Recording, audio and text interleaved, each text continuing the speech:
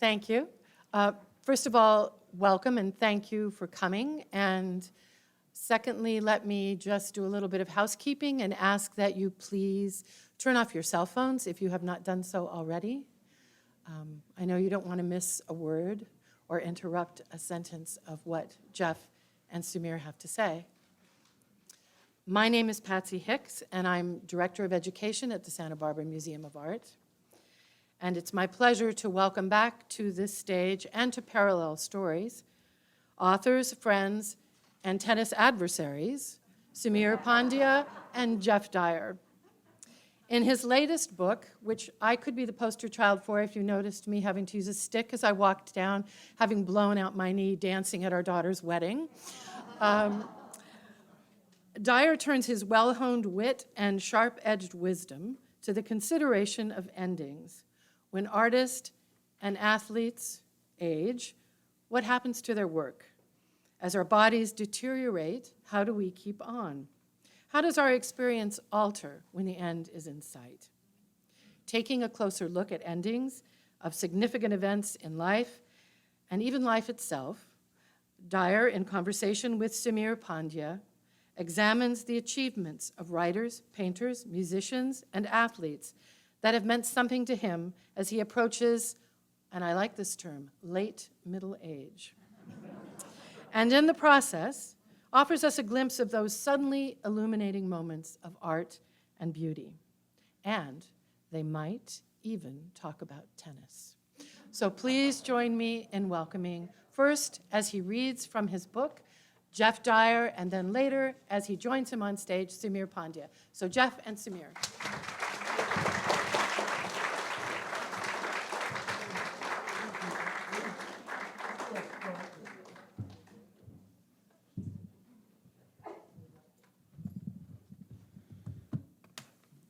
Hello, everyone. Let me just make sure everything is in place.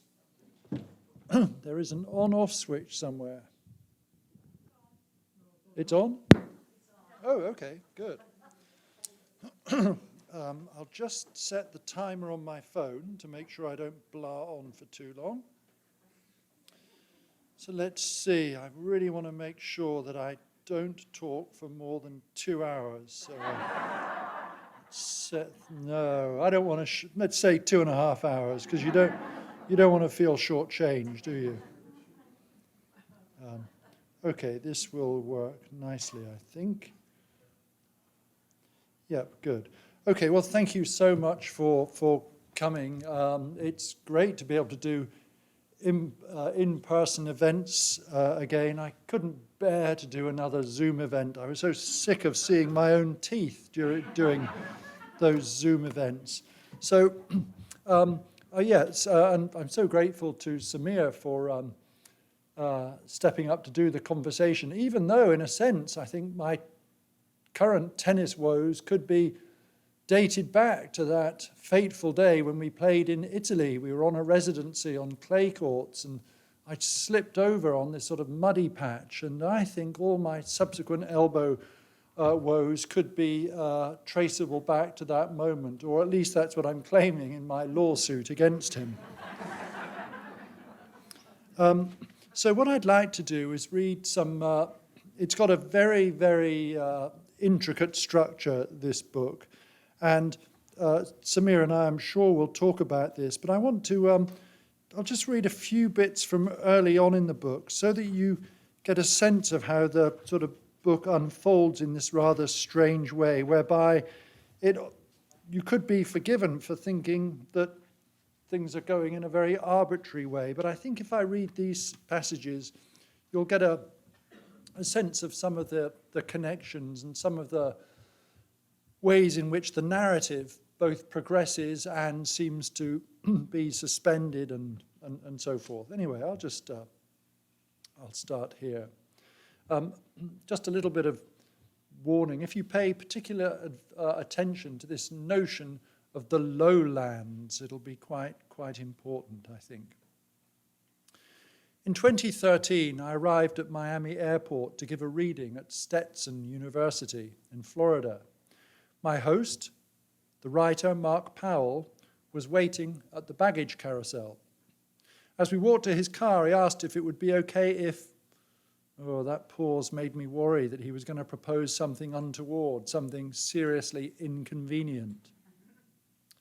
The thing was, he continued, his mother was arriving shortly in another terminal, and would it be okay if we waited to pick her up too? Of course, that was fine, I said, and it really was, since her flight got in right on time, and soon the three of us were exiting the airport in a cool and spacious car. It was still a bit awkward because in that scrupulously polite American way, this charming elderly lady insisted on sitting in the back and calling me Mr. Dyer. And it felt so silly to say, please call me Geoff, that we'd had quite a few exchanges over the course of several miles before I was able to find a way of doing so without sounding inversely grand. It was going to be a long drive, and after half an hour of nice chat, Mark asked if we'd like to listen to some music. This seemed a lovely idea, and he played a CD on the car's immaculate sound system of a woman singing about Tennessee and Dixie, that kind of alt-country bollocks that I couldn't bear, but that I now fell instantly in love with.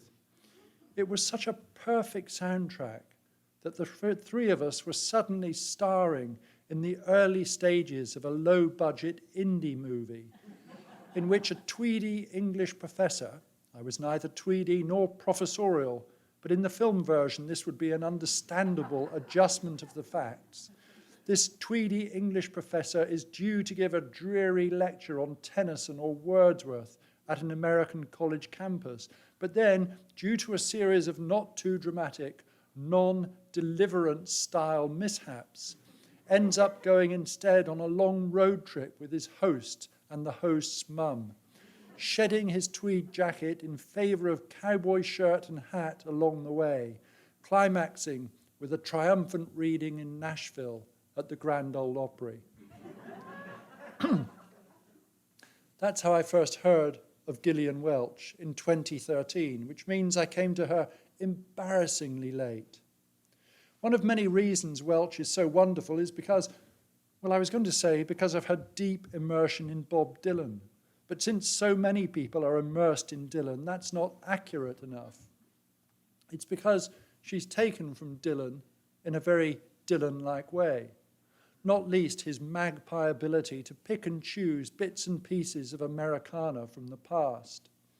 There are also the vocal stretches and slurs, the elliptical nature of the songs, and, on occasion, what seem direct allusions to his stuff.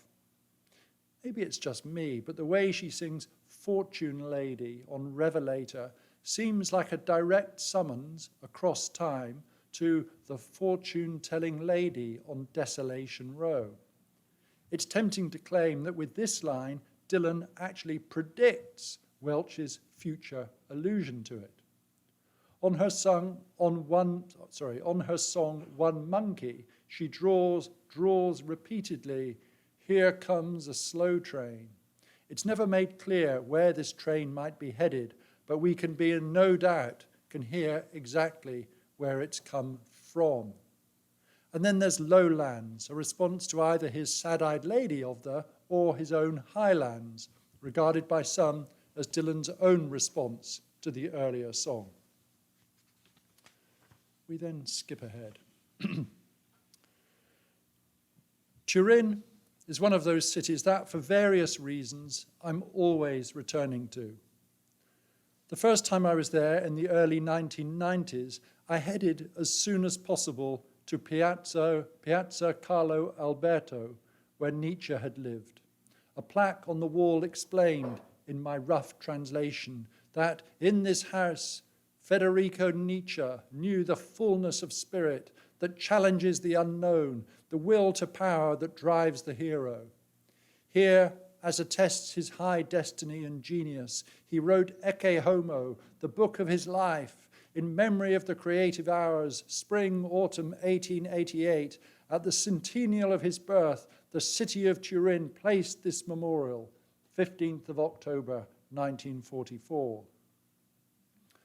So although it was erected after the fall of Mussolini, who, unlike Hitler, had in his youth been, and I quote, a connoisseur and admirer of Nietzsche, it honoured him in terms associated with fascism.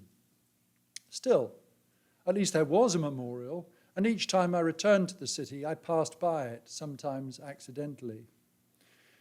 In 2013, I was in Turin for a jazz festival and found that I was strolling through a familiar square rendered briefly unfamiliar by extensive renovation. Blue corrugated fencing had cordoned off a section of the building at the corner of what I realized was Piazza Carlo Alberto. In a sod's law way, I thought that the plaque would be behind this cordon, thereby denying the pilgrim the confirmation, the stamp in his psychic passport, the cameraless selfie that he craves. And then I saw it on the corner of the street where I'd entered the square. The upheaval of building work made it more obvious than ever that a new memorial was needed to free Nietzsche from the wartime, quasi-fascistic bombast of the hero and the will to power. Instead, there should be a sculpture of the moment when he threw his arms around the poor horse being beaten by its driver. It wouldn't have to be a realist sculpture, but that episode would be the defining part of the commission. Standing there, I conceived the idea of a competition inviting sculptors to come up with ideas for exactly such an artwork. I was already thinking like an influential member of Turin City Council, but almost instantly I saw that it would be better if one were mayor of Turin, or ideally a dictator with untrammeled powers so as to cut down on the preliminary bureaucratic rigmarole that attends a major undertaking such as this. Perhaps this is where the will to power starts to make itself felt. The belief that you are right, that it's so obviously the best thing to do, to erect a statue of Nietzsche in a public square, that the opinions of others are no more than a hindrance to be trampled down and clambered over as quickly and as ruthlessly as possible. And it so clearly was a good idea, since in the middle of the square, there's already an equine statue, some generalissimo on a horse, on a plinth, sword raised, going nowhere, but in the way of these statues, going nevertheless. He's facing the National Museum, wearing one of those old-fashioned, whatever they're called, hats. Turin, like most major cities in Europe, is full of this stuff. Putting up third-rate statues like this is part of the project and one of the rewards of achieving nationhood. But this rote bit of statuary would be revived and improved when offset by the Nietzsche statue, which, this was emerging as another key part of the brief, would be A, at ground level rather than on a pedestal, B, life-size, C, tucked discreetly into a corner, in accordance with the way that Nietzsche created his earth-changing work while living in almost complete obscurity. This was a marvelous idea, and one to which the council would be sympathetic, because although the square was dominated by this old statue, part of it was given over to a temporary exhibition of ecological posters for public transport and cycling. The new Nietzsche monument, which would be anything but monumental, would be in keeping with this mood, signaling the transition from conquest of nature, as represented by the military man astride his horse, to reconciliation with it, as the philosopher threw his arms around the horse's neck. It would also embody the transition in Nietzsche's reputation from hero and promulgator of the Superman to man of compassion and proto-horse whisperer, even if there's no sign in his writing that he gave a rat's arse about ill-treated animals. The irony is that although the whipped horsey must have welcomed Nietzsche's intervention, really it was poor Nietzsche who was in need of help, compassion, and love. Maybe, I thought, as if I were now not just organizing and judging the competition, but in the way of dictators, submitting my own proposal for what would turn out to be the winning entry by a unanimous decision, it would be possible to create a statue in which horse and man held each other in a mutually consoling embrace. I walked on, simultaneously animated by this project of public works and eco-urban renewal, and disinclined to do anything further about it, except imagining the grand opening ceremony and unveiling, to be followed by a screening later that same night of Bela Tarr's last film, The Turin Horse, which I'd never had the patience to sit through.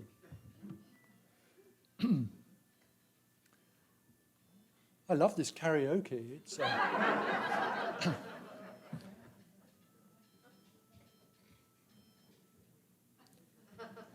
It doesn't matter that it's impossible to know exactly what happened in the Piazza Carlo Alberto on that January day in 1889. Attempts to trace the story of Nietzsche embracing the beaten horse back through its various retellings have found no corroboration from reliable witnesses and contemporary sources. The first printed account of the episode did not appear until 13 years later, but neither has it been contradicted by established facts.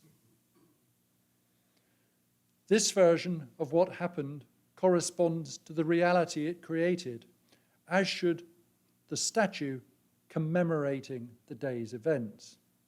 And it should do something else too, recognize Nietzsche's achievement while also emphasizing his abysmal failure, a failure and eventual change in fortunes as seismic as Van Gogh's. In 1886, half of the print run of 1,000 copies of the first volume of Human, All Too Human had been sold, which was better than a third of volume 2 and 1/5 of The Wanderer and His Shadows. Compare that with 1914, when 150,000 copies of a special pocket edition of Thus Spoke Zarathustra were printed for German soldiers to take into battle. The cruel irony is that as Nietzsche was on the brink of losing his mind, he was on the brink of finding the appreciative readership that had been denied him. In 1888, a Danish scholar gave a series of lectures on his work. Suddenly, writes Richard Wallin, Nietzsche's name was on the lips of all Copenhagen. That sounds an almost comically modest claim, but these lectures were the result of an eventual sea change in Nietzsche's fortunes, and sufficient encouragement to a writer starved of all acclaim to persuade him of how widely he was read and how highly regarded in the rest of the world. I have even real geniuses among my readers, in Vienna, in St. Petersburg, in Stockholm, in Copenhagen, in Paris and New York. I've been discovered everywhere. Obliged in Ecce Homo to accept that he had not yet been discovered in Europe's lowland, Germany. He took his lack of recognition there as further proof in Twilight of the Idols of why increasingly Germany counts as Europe's lowland. That was in stark contrast to the lofty peak, 6,000 feet beyond man and time, where the idea of the eternal recurrence had first come to him. The first 2 days of my visit to Turin in 2013 were rainy. Enrico Rava had played in one of the main squares on Friday night in a massive downpour, but Sunday was dry, cloudy and warm. I'd sung for my supper the previous afternoon in the form of a poorly attended reading and had the whole day to myself before flying back to London in the evening. Sated with jazz, I walked through the city listening to Gillian Welch's Lowlands. With its deliberately plodding drumbeat, Lowlands is a song about depression, about how, after a point, one can become so accustomed to it as to forget one is depressed, can assume this state to be the normal, unenthusiastic response to and condition of life. And not only that, you can come almost to like it, to take comfort in the dead weight of its familiarity. It's like Nietzsche's time in Rome, when in the spring of 1883, he said he merely put up with life, in sharp opposition to what a recent biographer calls the sunlit uplands of his permanently joyful mood in Turin.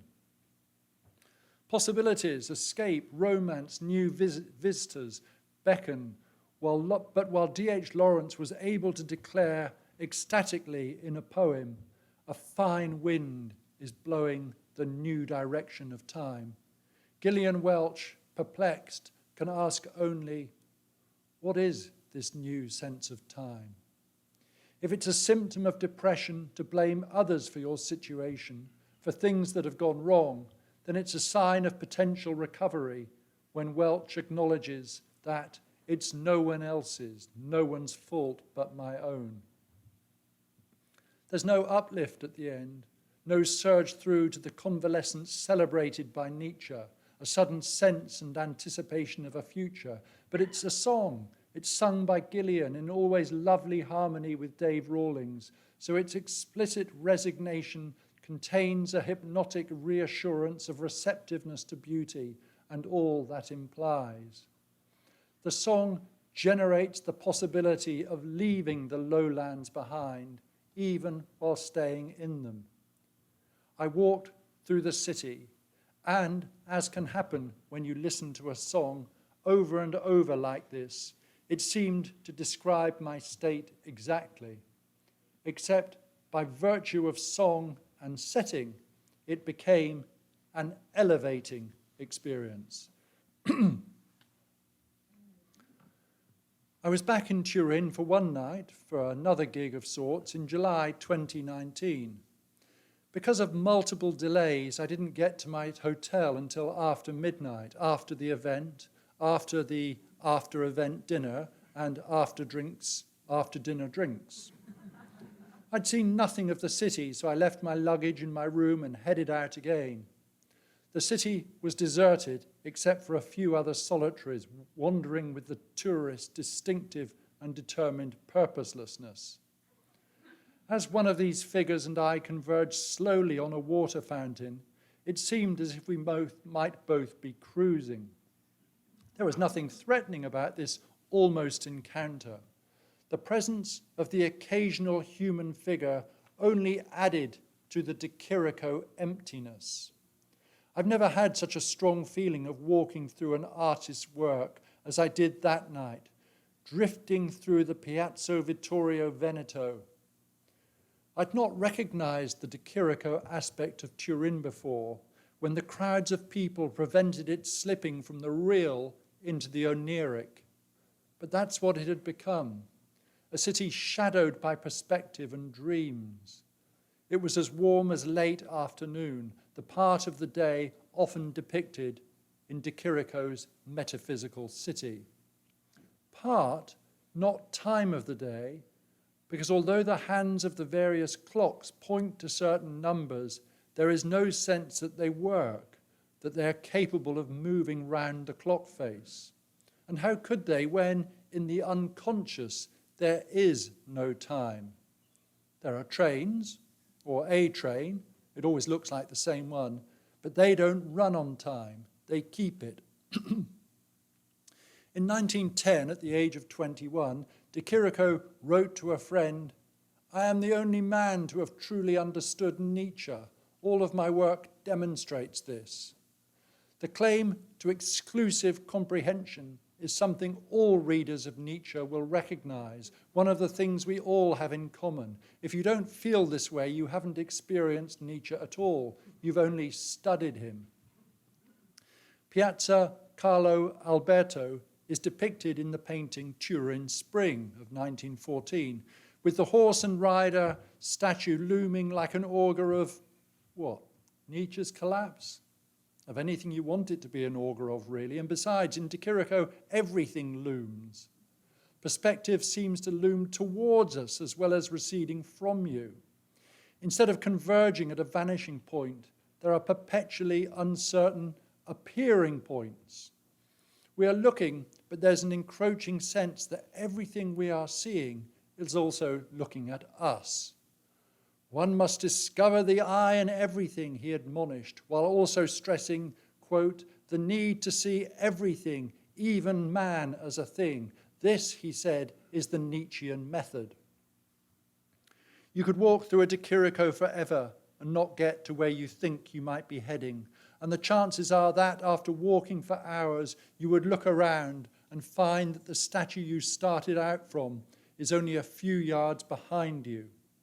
The landmarks on which you rely to orient yourself serve to make clear how lost, how thoroughly disoriented you are, especially since each picture is a glimpse of the world also found in another picture. You could put them all together to form a more or less complete visual map of this nameless city, or a city called Enigma. De Chirico really over-eggs the enigma pudding. In his writing, it's always enigma this, enigma that, enigma the other, and as a consequence, he drains much of the enigmatic from it.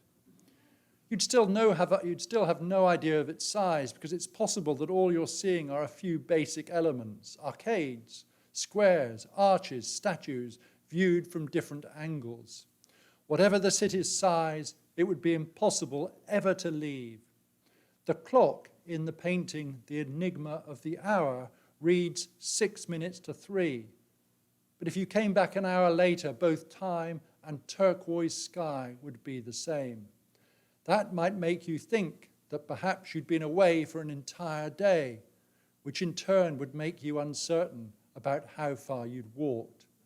Time and space rely on each other, or rather we rely on them, cross-referencing one against the other, and in De Chirico, this is impossible. Everywhere is always the same, and the time is always now. De Chirico lived till he was 90, but produced little of value after about 1919. That's a very long time to spend living.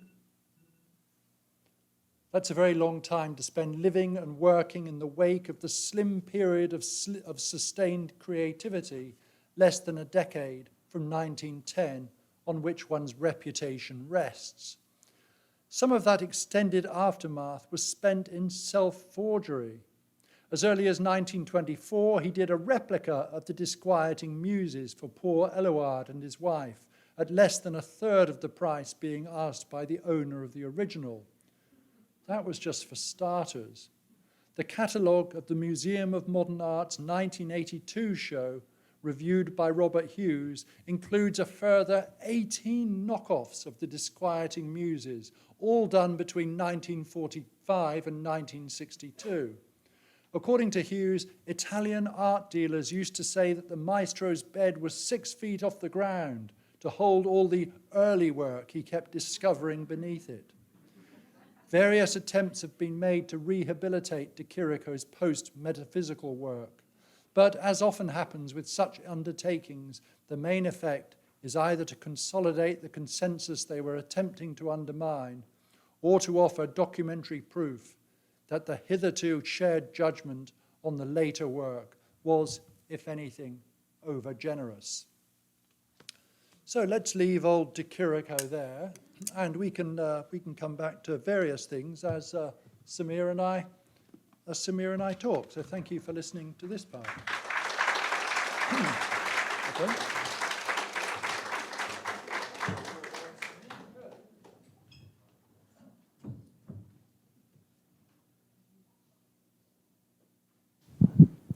Did you turn it on? It's the button that says on. You're right. You are not just an intellectual. You're a roadie as well. I've served my purpose, Geoff. Thank you so much. I have all sorts of questions which I typed out. But Good. I do want to start off by, first of all, saying that you stopped reading at the section where you then began to talk about my favorite novel, the Naipaul novel that The Enigma of Arrival, those paintings are based on. What I want to just begin with a comment by saying what I so appreciated about the section you read is how good you are at the denseness of all of these different references without leaning into the denseness too much, right?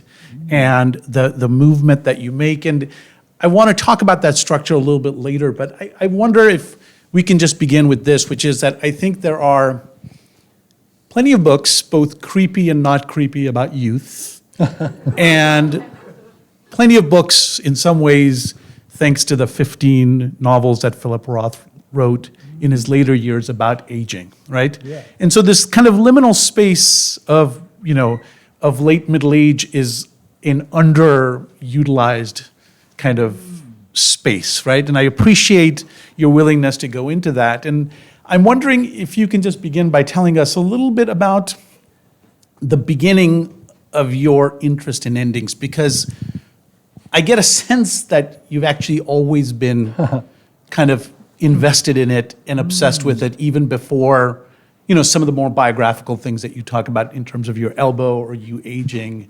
And so I wonder if we can begin there. Yes, thank you, Samir. It's a great question. Well, one of the, it turns out the end is quite often cropping up far earlier than one thinks. So the very first section in the book is about the song by the Doors, The End, which was actually the final song on their first record. And I think that's quite a sort of telling sort of example. And then quite early on in my own life, when I was about 12, I think, this, one of the greatest British footballers, sort of genius, George Best, announced his retirement at the age of 26 or something like that. And this came when we were on a camping trip, and it was just, it's difficult perhaps to convey to an American audience just how sort of extraordinary this was. Why would he stop doing this? Well, he stopped doing it. People, he stopped essentially so that he could, so that he could spend more time drinking, really. And then, of course, then he started coming back. He made many, many comebacks, and just as he made many attempts to get sober, all of which failed. But so from quite an early age, I think I was sort of fascinated by this thing of giving up. And then, I've written a lot of books, and I'm coming up to my 64th birthday, and I've really written a lot of books. I think I've been quite prolific. But if you ask my wife, who is not here, she will verify that I've been saying that I've been finished as a writer for all the time we've been married, more than 20 years. And weirdly, that desire the conviction that one is finished, I think, can be really oddly sustaining. And yeah, it kept me going. And then there's a more serious version of this, which is, when I asked that writer John Berger, who had been, such an influence on me, how have you written so many books? And he said, it's because I believe each book has been my last. So I think there is something going on there, and it's this desire for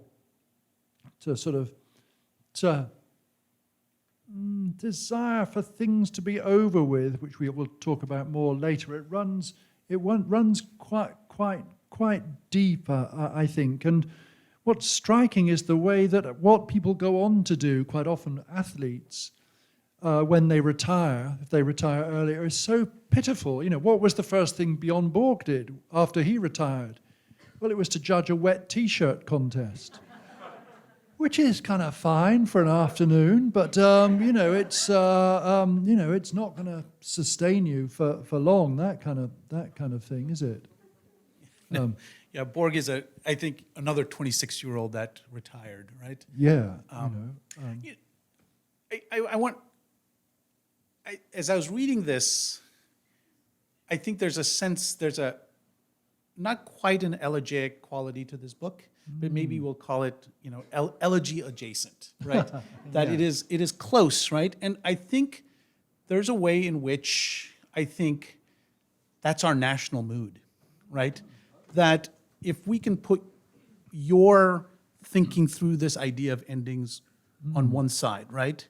And then, we've had these profound political moments, right, in this country, where there are young people doing crazy, terrible things, afraid of their own sense of ending, right? Of their sense that they are being replaced, that the things they were promised in the world are not there for them, Yes. Yeah. right? And so I think 22 years into this century, why are we all in different ways thinking about this? Yes, it's interesting, isn't it? And I guess one goes back always to that Fukuyama declaration, you know, when it was the end of history. You know, and it was the 30 years ago. Yeah, really. You know, and that triumphant moment when, you know, it was going to be a version of sort of liberal, I don't know, whatever you call it, some version of liberal capitalism, or whatever you want to call it, or whatever. It was so brief, that moment, wasn't it? Yeah. You know, and it turns out that, you know, it's really quite depressing how one can buy into this sort of ameliorative idea that things are getting better. And one of the things that I'm always struck by in a lot of the discourse is when people say, you know, things are sort of worse for women than ever now. And you sort of think, well, they're not really. But then, you know, then recent things like the abortion debate, you know, you think, oh my God, maybe we're actually capable of going backwards. And that's a really, you know, that's a terrible thing to be going. I mean, so often with these issues, you know, it seems to me, God, there are not two sides, there are just two directions. And weirdly, that desire to go back, which you know, most wildly manifested by the Taliban or ISIS, to go back to sort of the Middle Ages or something, that's really quite seductive, even to people who are actually enjoying many of the benefits as well as the frustrations of living in the West. So, yeah, I agree with you. There's something really, there's some sort of pathology at work here, isn't there? Yeah, and not that you are part of that pathology, but that there is globally, right? Like that there's this, so much of your book does these interesting things about time, right? And that there is this kind of fascinating movement back into a time that we, of course, cannot necessarily ever return to, right? But that's the seduction. It's almost this seduction to a time that you cannot necessarily ever achieve.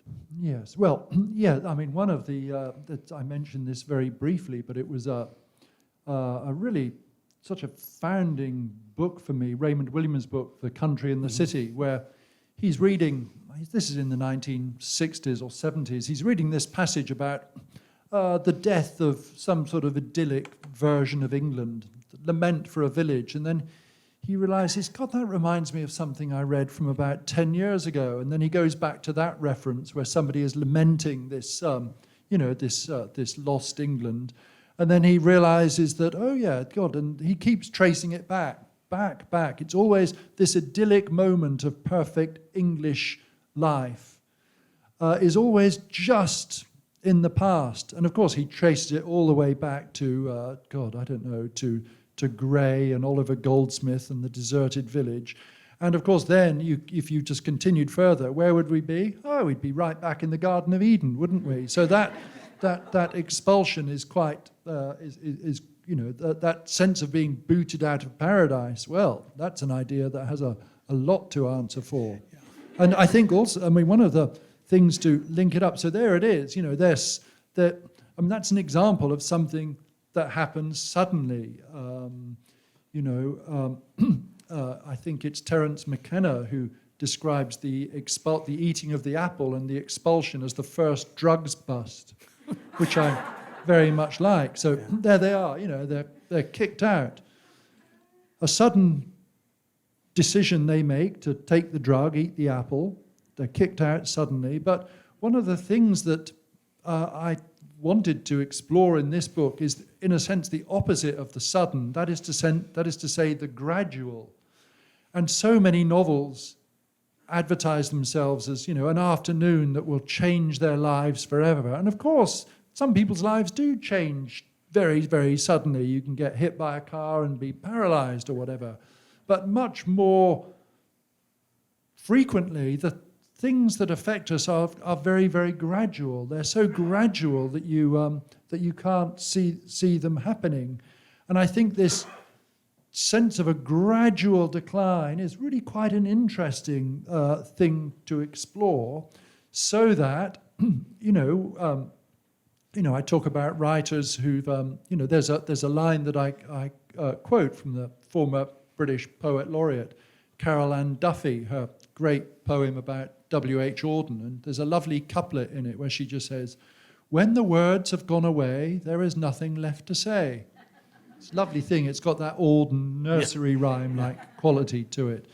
But of course, well, there's nothing left to say, but, people keep talking, keep saying after when, and so you continue like that. And then as we examine the lives of writers, the works of writers, very often it seems to me that a condition of their being able to continue with a long creative life is that they are oblivious to what is very obvious to the readers. That is to say, often a catastrophic decline in quality. Yeah. That a condition of one being able to continue writing is that you can't see what's going on. And all the time that I'm talking about these instances, so I talk, for example, about the way that Don DeLillo, I think, fell prey to a form of this phrase I use, self-karaoke, with his book Cosmopolis. And all the time I'm doing this, I promise you, I'm very, very aware that this diagnosis that I'm coming up with, I might well be holding a mirror up to my face. And it's possible that, some people have already suggested that there's a decline there.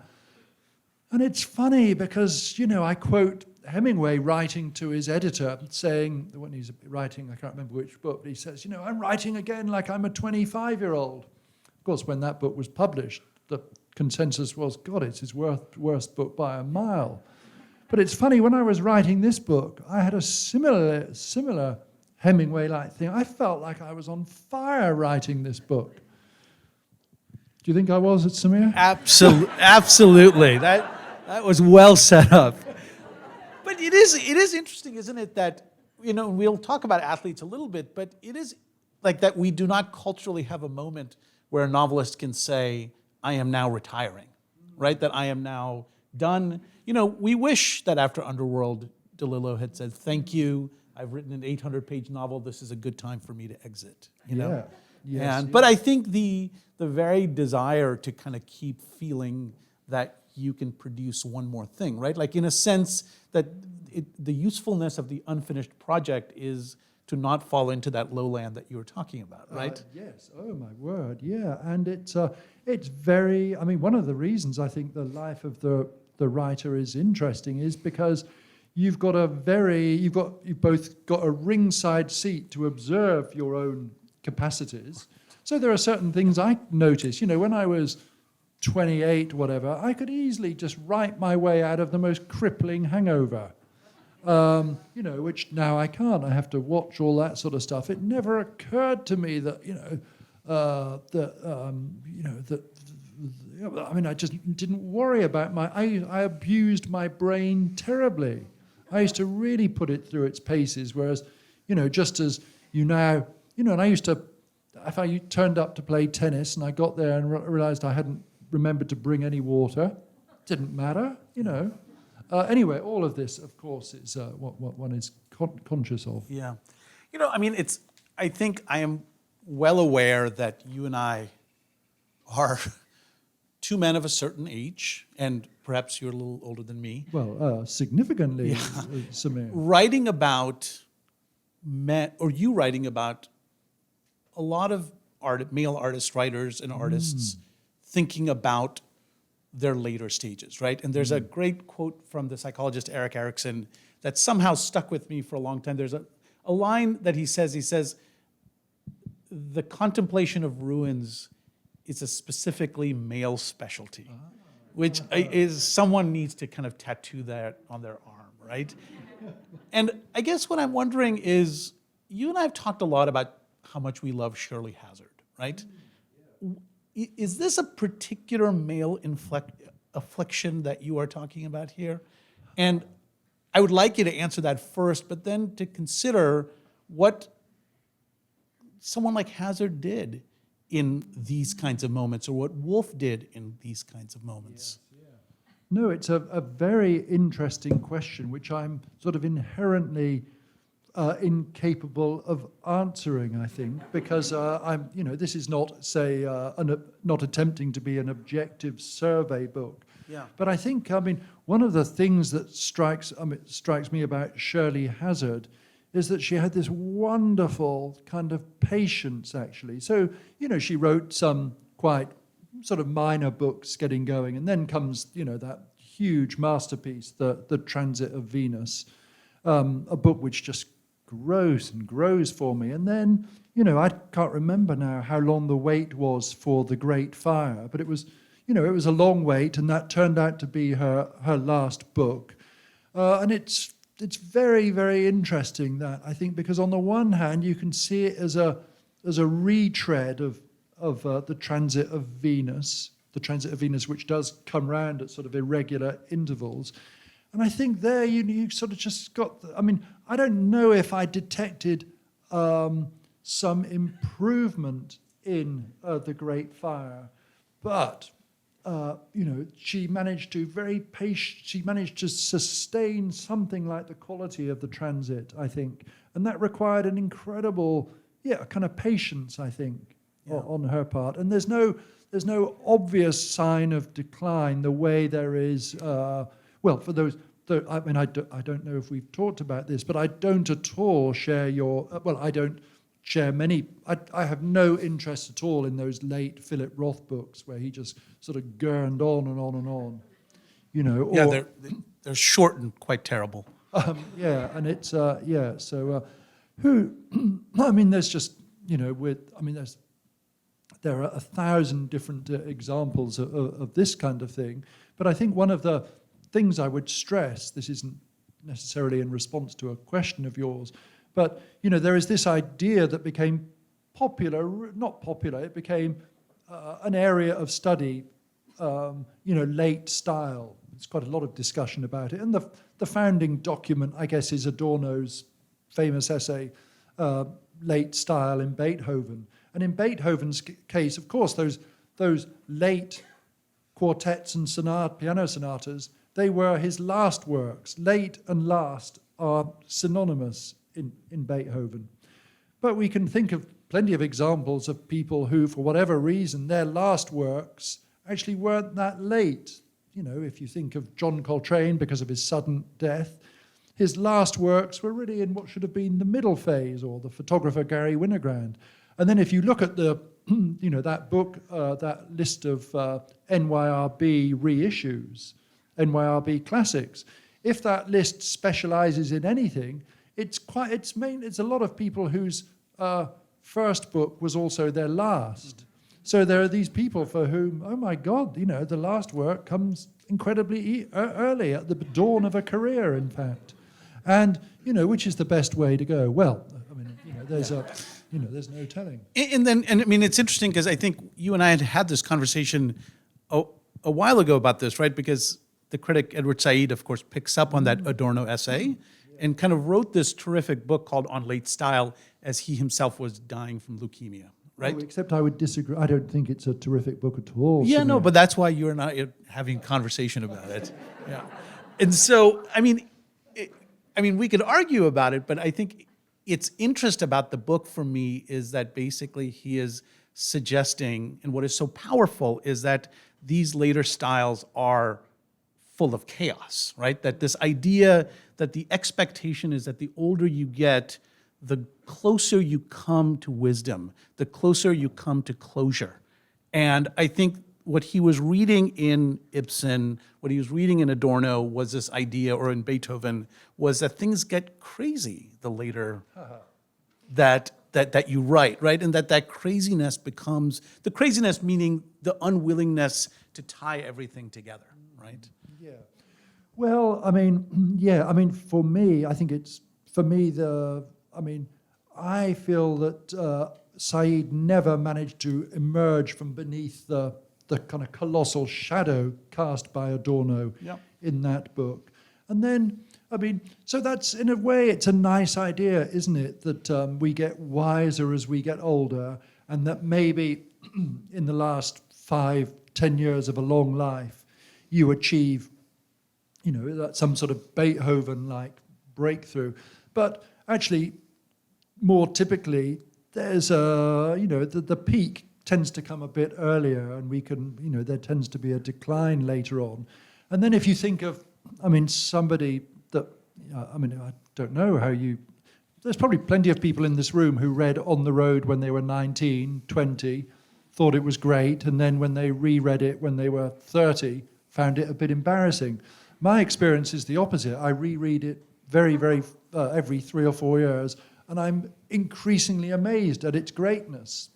And as you know, Kerouac found it very difficult to get On the Road published.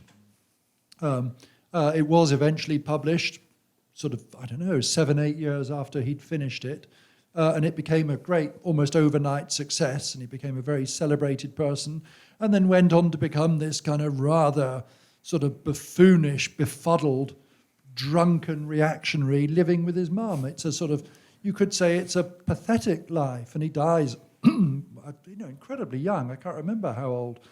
But so you could say, yeah, that's a really sad life. But you see, I think the thing is that a life can very rarely be assessed chronologically. And to me, Kerouac's life is a triumph because he staked everything on the Road and it being a great book. And once it was published, then it seems to me he was indemnified against ever making or having made a mistake. And it didn't matter at all that he was, a drunken fool on some chat show or whatever. And then to bring that right to the present, I saw, if we think of poor old Boris Becker now, what a sort of ludicrous figure who's actually in jail as we speak. He's about 50. I think is he your age, Samir? I'm 50. Yeah, so let's say, and you're still you're in the middle of your writing life, and, Boris Becker's in jail. But, he won Wimbledon 3 times by the time he was 22 or 23. So it's a great life if he can, it's just... Get out of jail.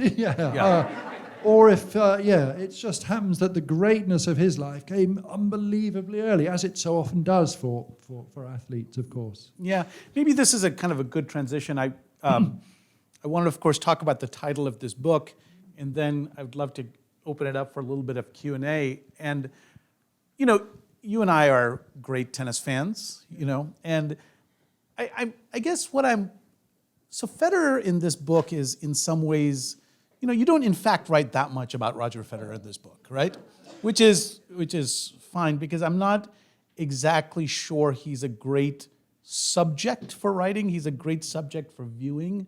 I'm not sure he's interesting enough to write too much about, right? I think, but he is this kind of founding metaphor for this book, right? And I say this with utmost respect, but I'm wondering if actually Nadal is the better metaphor for this book. And why I'm asking this is that there's a way in which when you look at Federer, when he is 20 years old, he has a terrible haircut, he gets a haircut, and then basically he's looked the same since he was in his 20s, right? And I suspect that he will not go the Becker way because he's a smarter, more grounded man that I think if he lives to 70, he will look like some version of what he looks like now, right? There's a way in which Nadal, when you look at Nadal now, he looks hobbled and at the end, right? And every time you see him, you think, this might be the last time.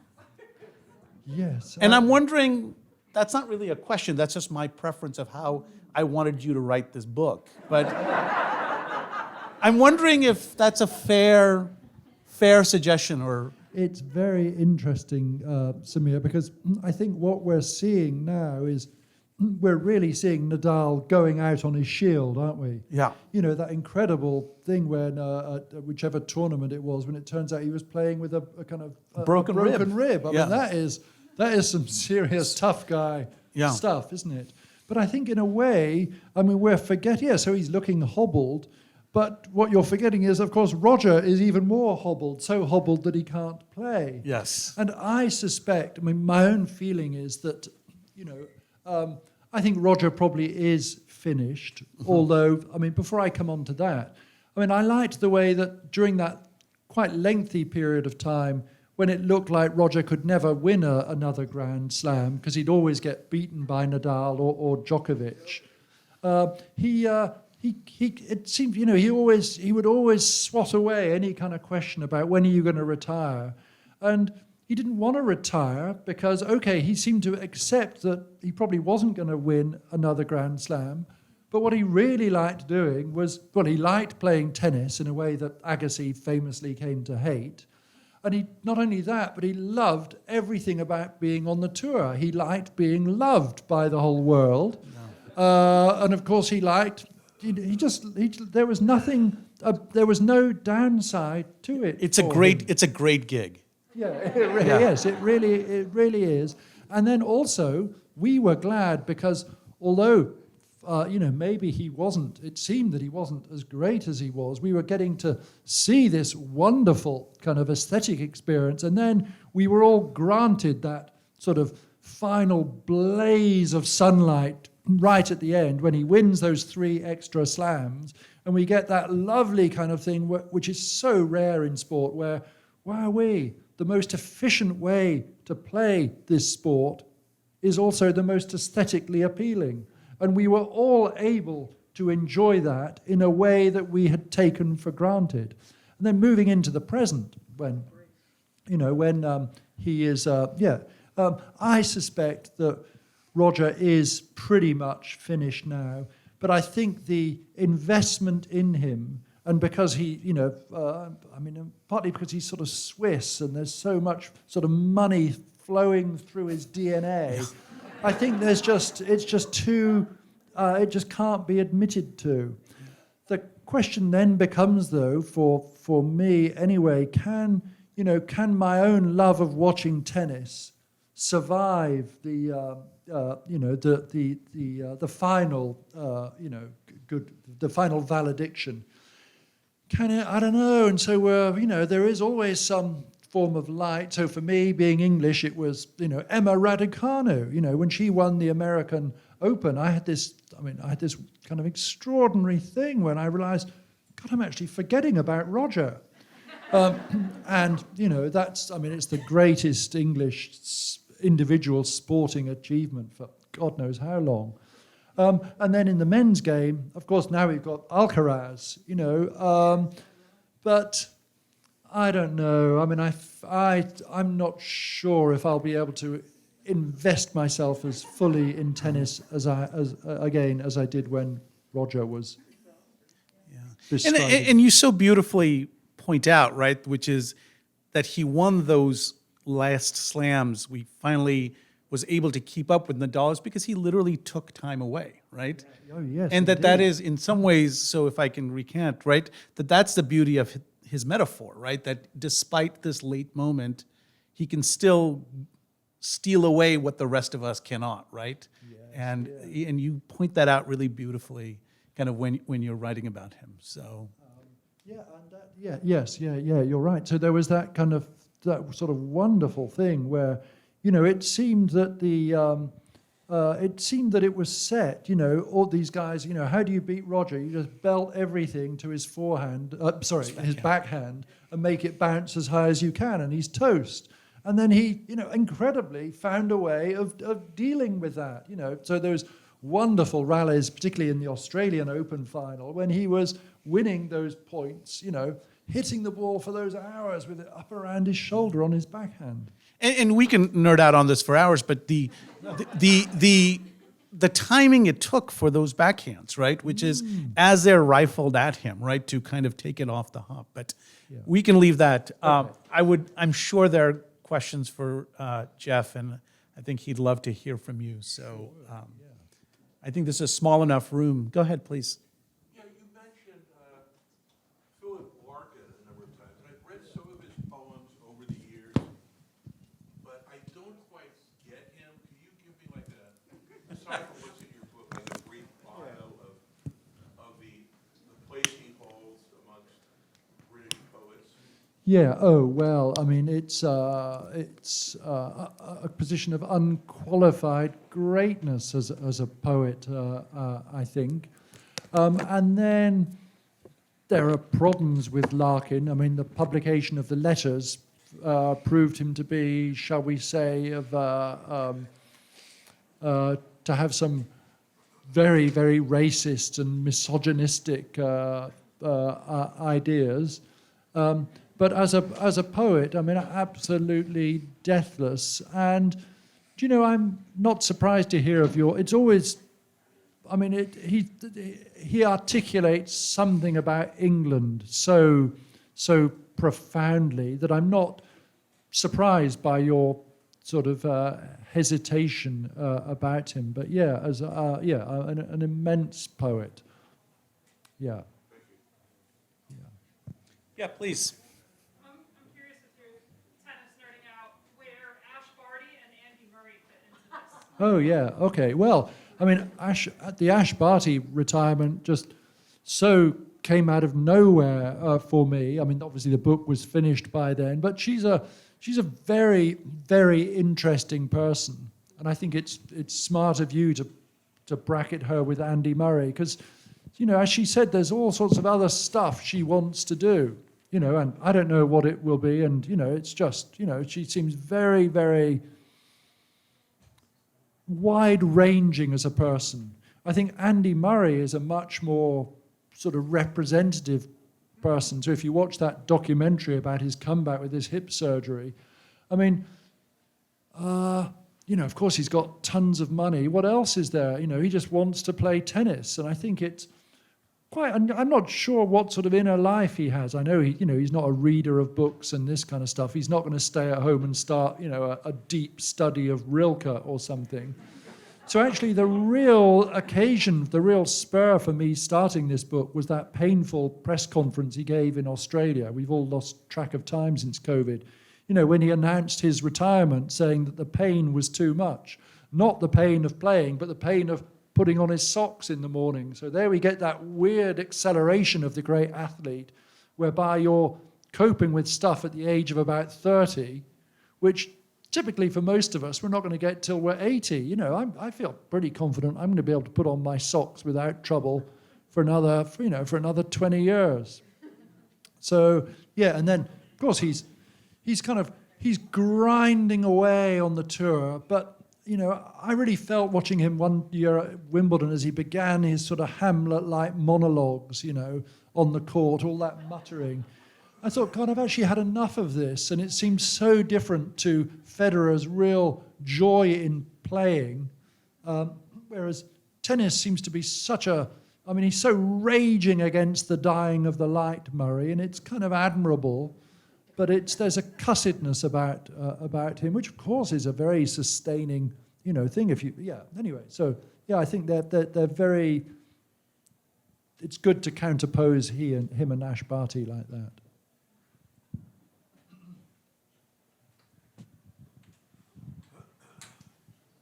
Anything? Yeah, please. I haven't read your book, but I'm looking forward to it. And it's very intriguing to me that Nietzsche is such a central part of it, it sounds like. And you obviously address time and the passage of time and human time. What sense do you make of his eternal recurrence? Oh, great. Okay. Well, so yes, of course, that's Nietzsche's, you know, defining idea.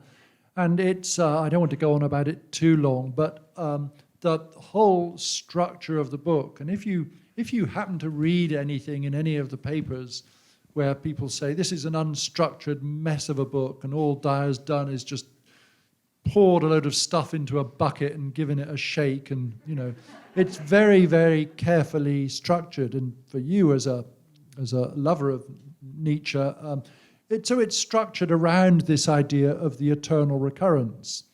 And very, very briefly, there are 3 sections of 60 parts. Each section is of, so each 3 parts, 6, you've got 60 sections. And of course, as soon as you've got the number 60, well, that, of course, makes you think of elements of time, 60 seconds in an hour, 60 seconds in a minute, 60 minutes and an hour and that kind of stuff. So that's going on. And there's these, we keep looping back to certain things. And then I talk early on in the book about the way that film by Christian Marclay, which many of you will have seen, The Clock, that 24-hour film, you'll remember that there are no defining climaxes in that at the top of the hour, that lasts for a second or two, and then we just loop around again. And that film just lasts for 24 hours, as you know, and it just keeps going on and on and on. 24 hours, 86,400 seconds, it turns out.